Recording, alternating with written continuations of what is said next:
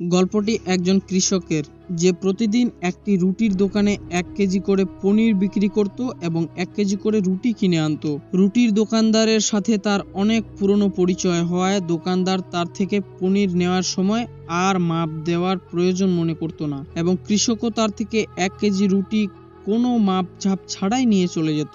তো একদিন পনিরের দোকানে এক নতুন কর্মচারী চাকরি নিল।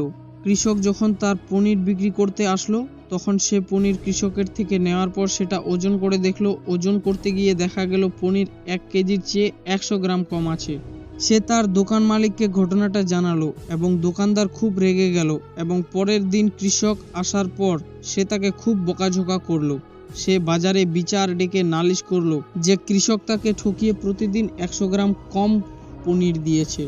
তখন বিচারক কৃষকের কাছে এই চুরির কারণ জানতে চাইল। তখন কৃষক বলল, আমি খুব গরিব মানুষ হুজুর, কিন্তু চোর নই।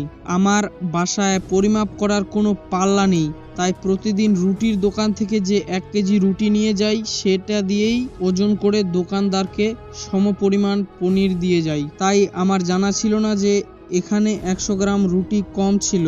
এরপর অনুসন্ধান করে কৃষকের কথা সত্য প্রমাণিত হলো এবং দোকানদার সবার সামনে লজ্জিত হলো। গল্পের শিক্ষামূলক উক্তিটি হচ্ছে, যেমন কর্ম তেমন ফল।